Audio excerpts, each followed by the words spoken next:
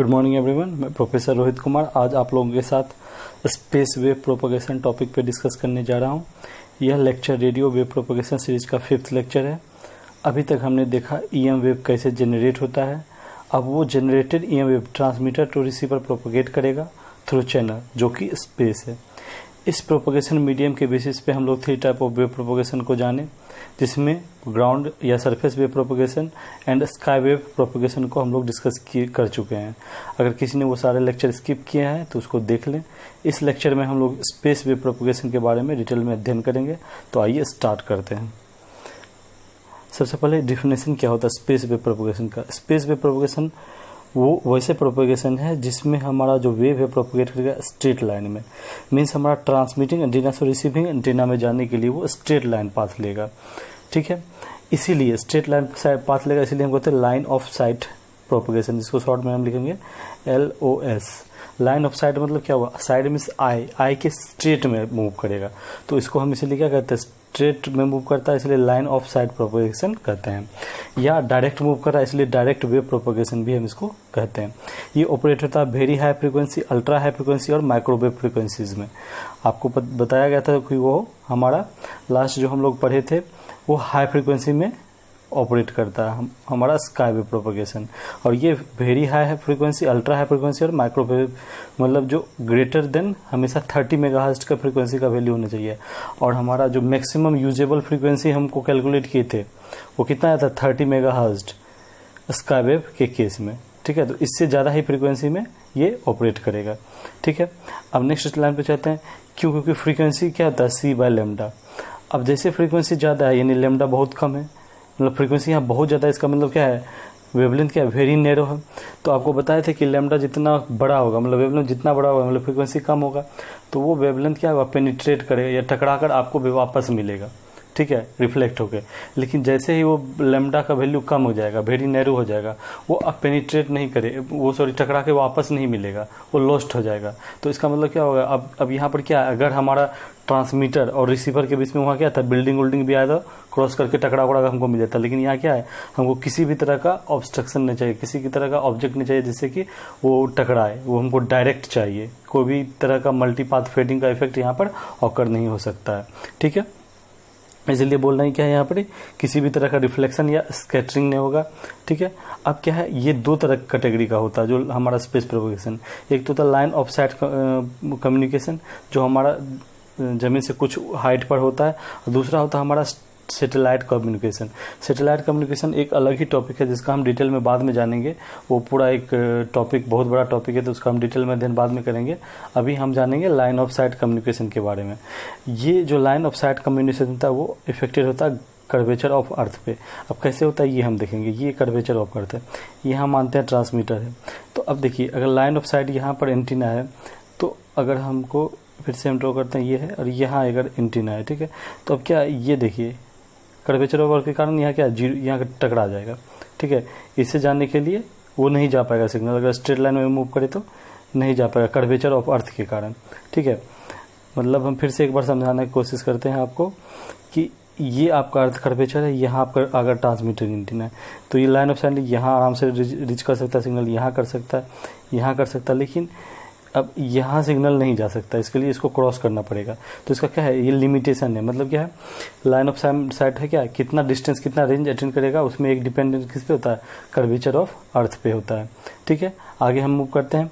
तो अब जो कर्वेचर ऑफ अर्थ पे डिपेंड करता है, अब जो भी रेंज ये ट्रांसमीटर जहाँ तक गया इसको क्या कहेंगे हम रेंज कहेंगे, जिसको हम डिनोट क्या करते हैं R से।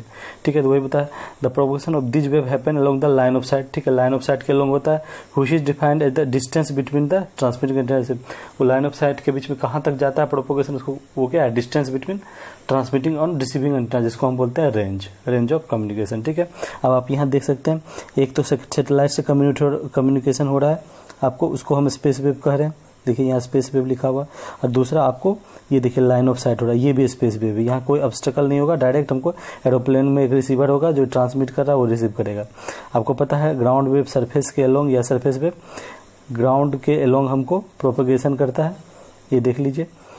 ठीक है, और हमारा स्काई वेव क्या होता है आयनोस्फेयर से करता है। इसमें सारा बताया गया है, एक बार आपका रिविजन के लिए। ठीक है, अब क्या है अब आपको पता है कि रेडियो वेव जैसे जैसे ट्रांसमिशन से ट्रांसमिट होगा पावर, वो धीरे धीरे पावर लॉस करेगा ड्यू टू पाथ में जो कुछ भी आएगा उसके कारण वो क्या है, वो पावर धीरे धीरे लॉस करेगा। तो radio waves from the transmitting antenna propagate along in space to surrounding the earth to reach the receiving antenna.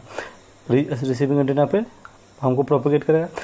अब क्या उसके कारण पाथ लॉस होगा, तो पावर जो रिसीव होगा वो क्या होता है, पीटी जीटी, पी आर मतलब पावर रिसीव बराबर PT power transmitted into gain of T, GT means हुआ gain of transmitting antenna, GR means हुआ gain of receiving antenna upon हमारा पीएल पाथ लॉस। ठीक है, ये पाथ में जो लॉस हुआ उसके कारण हमारा क्या रिसीव्ड पावर घट जाएगा। अब क्या है पाथ लॉस, तो हम अगर इसी को डीबी में कन्वर्ट करें इसी को, तो पी आर डीबी क्या होगा, जो ऊपर होता है वो प्लस होता है, डीबी में नीचे होता है माइनस होता है, तो पीटी मतलब ट्रांसमिटिंग इन डीबी प्लस जीटी इन डीबी प्लस जीआर इन डीबी, नीचे माइनस है तो माइनस पीएल इन टीबी। ठीक है, ये आपको पावर है इन डीबी।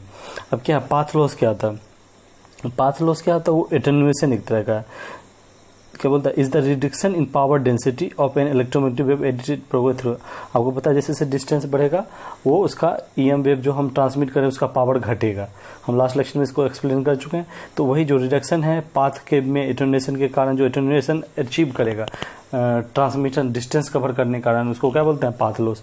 तो पाथ लॉस क्या होता है 4πd/λ²। देखिए डिस्टेंस पे डिपेंड करता है, जितना ज़्यादा डिस्टेंस उतना ज़्यादा पाथ लॉस। ठीक है, तो अगर हम इसको लेमडा को हम f/c रखें तो हम यहाँ से देख लेते हैं कि पाथ लॉस d² मतलब अगर हम 2 किलोमीटर चले तो 4 गुना पाथ लॉस घटेगा। ठीक है, बढ़ेगा सॉरी, यानी एटेन्यूएट होगा सिग्नल। d² है, यानी अगर 4 चले तो 16, 8 चले तो 64, इतना स्क्वायर के रेंज में हमारा पाथ लॉस क्या है बढ़ रहा है यानी घट रहा है। वही उसी तरह फ्रीक्वेंसी भी, जितना हम फ्रीक्वेंसी बढ़ाएंगे पाथ लॉस हमारा क्या है बढ़ेगा। ठीक है, तो यहाँ पर हम हाई फ्रीक्वेंसी यूज करें यानी यहाँ पाथ लॉस ज़्यादा होगा। तो पाथ लॉस जब हम सारा वैल्यू पुट करके सी वगैरह का वैल्यू पुट करके हम देख रखते हैं तो इसका वैल्यू होता है 32.5 प्लस 20 log 10 डी जो होगा kilometre distance plus 20 log 10 F क्या होगा मेगा हर्ट्ज में। ठीक है, तो इस तरह से हम पाथ लॉस कैलकुलेट करते हैं।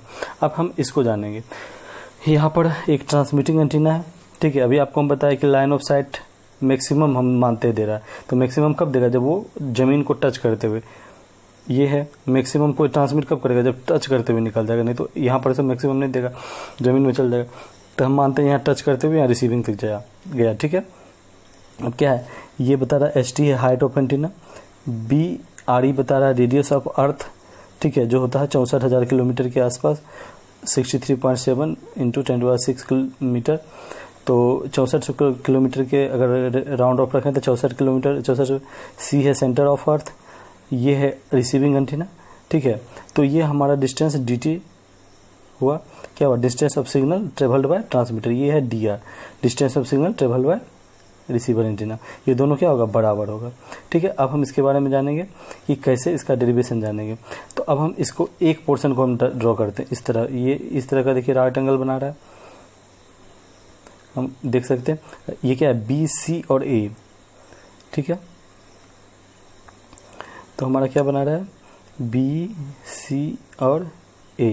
तो ये देखिए यहाँ राइट एंगल है, ये बना रहा है कौन, तो हम कह सकते हैं हाइपोटेन्यूज AC² बराबर ये AC हुआ हाइपोटेन्यूज और BC हुआ परपेंडिकुलर और AB हुआ बेस। तो हम कह सकते हैं AC² बराबर AB² प्लस BC²। अब हम देखते हैं AC का वैल्यू क्या है। AC हमारा क्या है, AC हमारा क्या है RE प्लस HT। ठीक है, और वही AB क्या है DT और वही BC क्या है RE। तो इस सब का वैल्यू पुट कर देंगे तो हमारा क्या आया AC क्या है RE प्लस HT का होल स्क्वायर प्लस RE का होल स्क्वायर प्लस DT का होल स्क्वायर।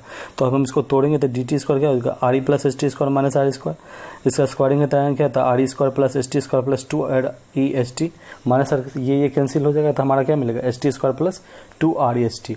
तो हमारा DT स्क्वायर क्या मिल रहा है HT स्क्वायर प्लस 2REHT। अब यहाँ देखिए एक तरफ रेडियस ऑफ अर्थ है जो 64,000 किलोमीटर है, एक ऑफ हाइट ऑफ एंटीना जो ट्रांसमिटिंग एंटीना जो फ्यू मीटर में होता है। तो हम नेग्लेक्ट करते हैं क्योंकि HT स्क्वायर बहुत छोटा होगा 2REHT के कंपेयर में, तो हम इसको नेग्लेक्ट कर दिए थे। हमको DT स्क्वायर क्या मिलेगा 2REHT, स्क्वायर टाइम क्या आएगा DT इक्वल टू √2REHT। इसको हम ऑप्टिकल हॉरिजन और या ऑप्टिकल डिस्टेंस कहते हैं। अब क्या है कि बोलता है कि लाइन ऑफ साइट जो प्रोपोगेशन हमारा होता है वो अर्थ में रिस्ट्रिक्टेड होता है अप टू 40 to 60 किलोमीटर होता है। तो हमको उसको बढ़ाना है तो हम क्या करते हैं, माइक्रोवेव रिपीटर यूज़ करते हैं बीच बीच में, ठीक है। तो मैक्सिमम माइक्रोवेव में मोस्टली कहता है 50 किलोमीटर के डिस्टेंस पे एक माइक्रोवेव रिपीटर यूज़ करते हैं। रिपीटर क्या होता है, सिग्नल जो ट्रांसमिट है उसका सिग्नल का स्ट्रेंथ लो हो गया, विथ डिस्टेंस पाथ लो से हुआ, तो डिस्टेंस के साथ वो क्या है, सिग्नल का स्ट्रेंथ, उसको सिग्नल के स्ट्रेंथ को एम्पलीफाई करके फिर से वो भेज देता है। तो मतलब अगर सिग्नल हम यहाँ से ट्रांसमिट किए, ये 50 किलोमीटर चला, ठीक है, यहाँ हम रिपीटर हम लगा दिए, अब ये सिग्नल को स्ट्रेंथ कर दिया और 50 किलोमीटर चल जाएगा, फिर ये 50 किलोमीटर और रिपीटर, इससे हम क्या है, इसको दूर भेज सकते हैं। तो वहीं क्या होता है कि रेंज को इंक्रीज करने के लिए हम क्या है, माइक्रोवेव रिपीटर का यूज़ करते हैं। तो अब क्या है, सैटेलाइट, जैसे एक सैटेलाइट कम्युनिकेशन की हम बात करें, सैटेलाइट भी एक तरह का क्या है, माइक्रोवेव रिपीटर है। वो उसको क्या है, हम हाइट पे रखते हैं ताकि हमको अपना रेंज बढ़ा सकें। सैटेलाइट से क्या होता है, आप बोलते हैं ना कि 3 गो सैटेलाइट लगा दिया ताकि हम पर नज़र रख सके, मतलब क्या उसका रेंज में, कम्युनिकेशन का रेंज बढ़ा दिया हाइट पे लगाकर, ठीक है। तो हम अब बताए थे कि ए बी बराबर क्या होता है, बी डी, दोनों बराबर है, ये ए बी बराबर बी डी। तो मतलब अभी हमको निकाले ए बी का वैल्यू, तो सेम होगा बी का, बी डी का। ए बी क्या था, डी टी, तो डी टी बराबर D R equal to 2√2 REHT kilometre. R क्या है, radius of earth, H T क्या है, हाइट ऑफ ट्रांसमिटिंग एंटीना। अभी हम आपको बताएं ऑप्टिकल हॉरिजन के बारे में।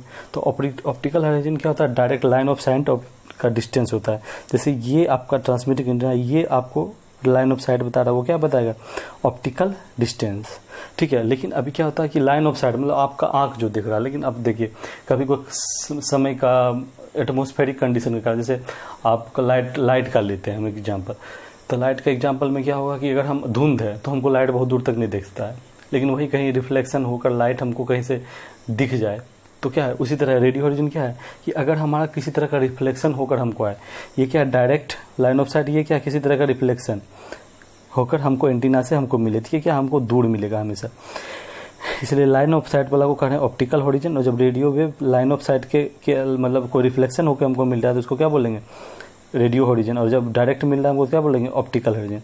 तो ऑप्टिकल हॉरिजन क्या बोलता है, किसी एटमॉस्फेयर में एटमॉस्फेरिक रिफ्लेक्शन के कारण हमको रिसीव होता है। तो रेडियो हॉरिजन देख सकते हैं आप, हमेशा ग्रेटर होता है ऑप्टिकल हॉरिजन से। तो जब रेडियो हॉरिजन का केस लेते हैं, जो रेडियस ऑफ अर्थ होता है, इफेक्टिव रेडियस ऑफ अर्थ, वो बढ़ जाता है। कितना होता है, 4/3 into RE, 4/3 times radius of अर्थ। तो हमको यहाँ पर जो RE dt हमको निकाले थे √2 REHT, उसमें हमारा क्या हो जाएगा, 4/3 इंटू RE, क्योंकि अब RE क्या हो जाएगा, वो इफेक्टिव एरिया। तो 4/3 ये तो 6.37 64,000 किलोमीटर का है, एग्जैक्ट क्या बोलेंगे 6.37 इंटू 10⁻6 मीटर, ठीक है। तो हम इसका वैल्यू पुट किए तो हमारा क्या आया, √117 HT किलोमीटर, ठीक है। ये हमारा आया dt का वैल्यू, इसको आप सॉल्व कीजिएगा। तो अब क्या है, dr भी सेम होगा, √117, अब क्या एच टी के बजाय HR हो जाएगा, क्योंकि यहाँ हाइट ऑफ ट्रांसमिटिंग एंटीना होगा। तो डी टोटल डिस्टेंस क्या होगा, टोटल डिस्टेंस क्या था, ये ट्रांसमिटिंग एंटीना से लेकर रिसीविंग एंटीना इस तरह का बन रहा था हमारा, तो ये dt था और ये dr था। तो टोटल डिस्टेंस क्या है, dt प्लस dr। तो dt प्लस dr करेंगे तो 217 इंटू √HT प्लस है, इसका 17 का वैल्यू होता है √17 का 4.123। तो इसका वैल्यू क्या आ जाएगा, 4.123 इंटू √HT प्लस √HR। ये इंपॉर्टेंट फार्मूला है, आपको ध्यान रखना है, ये भी ध्यान रखना है और ये भी ध्यान रखना है, ठीक है। अब नेक्स्ट मूव करते हैं, हम इसका एप्लीकेशन के बारे में जानते हैं। एप्लीकेशन इसका लाइन ऑफ साइट कम्युनिकेशन में यूज होता है। जैसे मोबाइल का टावर से अगर कहें तो मोबाइल का टावर से आपका सिग्नल आता है, वो भी एक तरह का है। या सैटेलाइट कम्युनिकेशन तो आप जान ही रहे हैं, रडार कम्युनिकेशन में यूज होता है, माइक्रोवेव फ्रीक्वेंसी में यूज होता है, तो माइक्रोवेव लिंकिंग में भी यूज होता है। ये सब इसका एप्लीकेशंस है। होप आपको इस टॉपिक में आपको कोई भी डाउट नहीं होगा। अगर फिर भी किसी तरह का डाउट हो तो आप यूट्यूब पे जाकर डाउट अपना क्लियर कर सकते हैं। That's all for today. Thank you for watching this video. Thanks. Bye bye.